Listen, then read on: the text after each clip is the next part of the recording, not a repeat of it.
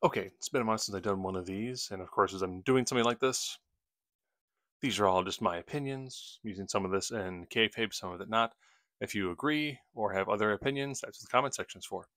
So this one looking at Prime Angle. So this is Kurt Angle during his time in TNA versus El Grande Americano. Now, as I'm going through some of these, if someone ends up having more points than the other person, then more than likely that person would win. Again, in these theoretical matchups with trying to keep a little bit of kayfabe involved with all this. So, strength. Going to give this to Prime Angle. Yes, you can look at El Grande, and El Grande is absolutely ripped. But during this time, there's probably no one pound for pound who was probably as strong as Kurt Angle at this time. He would absolutely tear people apart. Speed.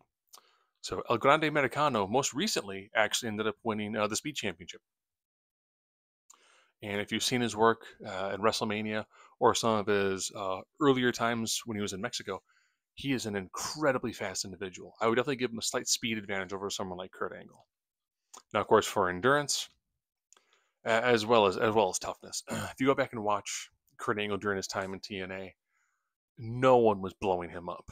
I mean, he was working a work rate that was just absolutely incredible. There was no way, shape, or form you were going to tire this man out. And then it comes to toughness, both from what he did inside the ring, as well as little known fact, Kurt Angle, being an Olympic gold medalist, he won that with a broken neck. I know you're thinking that that's entirely a lie, but I mean it's true. It's entirely true. So it's really hard to look at someone like Kurt Angle and everything that he has gone through and find somebody who has a higher level of toughness, of grit, of determination. Striking. Controversial one here, maybe. I'm going to tell Grande Americano.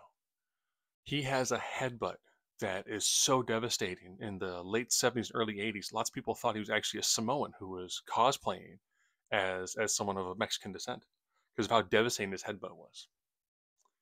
I mean, that is a flat out knockout shot.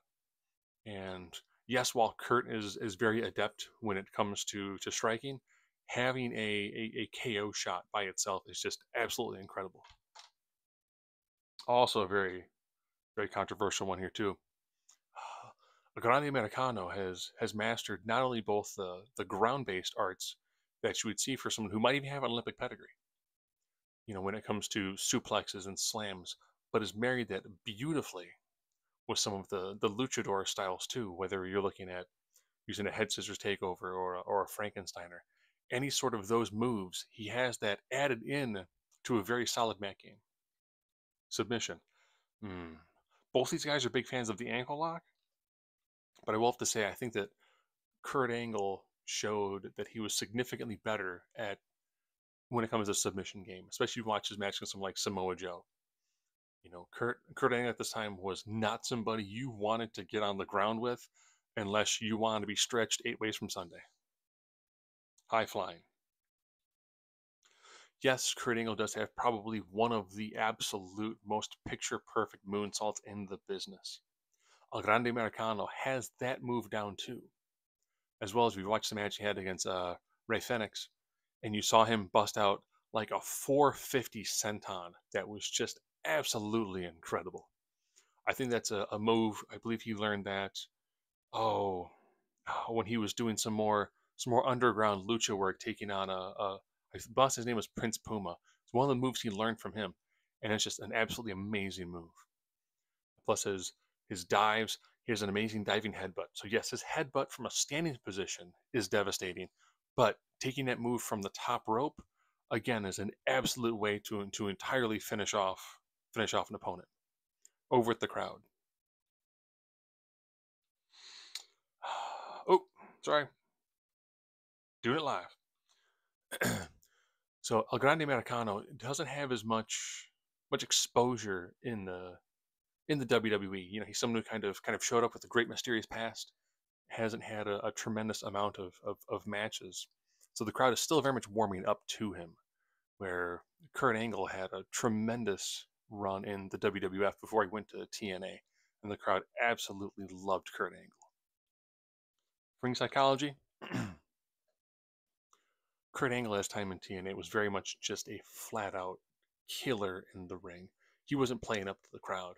While Grande Americano having more of that lucha background, there is very, very much that crowd interaction and trying to get the crowd really fully invested in what's going on in the ring, which is a fantastic work when it comes to ring psychology. And finally, looking at mic work. Kurt Angle had a great level of intensity when it came to what he got to say on the microphone. Now, El Grande Americano has very much stayed true to his lucha roots and has decided to abstain from learning a lot of the American language and speaking English. And that's what adds a lot of air of mystery to this individual. And it's really fantastic to see somebody who has really held on to their heritage and their roots to this degree. But when it comes to doing a promo, if you can the more adept you are to speaking the language of the crowd, the higher you can get when it comes to that level of skill.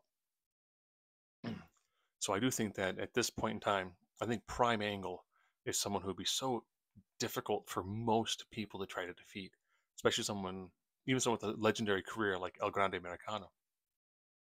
I know some people have said El Grande Americano looks very, very much like Chad Gable, and you see a side by side comparison of them. Yes, Chad Gable's in fantastic shape, but El Grande Americano is absolutely shredded. I mean, that I almost put that in the same way as there are people who talked about Ezekiel, and then Ezekiel was not the brother of Elijah Elias Sampson. And it's like, no, they're obviously two different people. I mean, one of them has a full beard. You can't grow and shave a beard like it's nothing. I think the people who talk that Chad Gable is El Grande Americano, that's just fake news, and that's just really, really poor journalism and clickbait.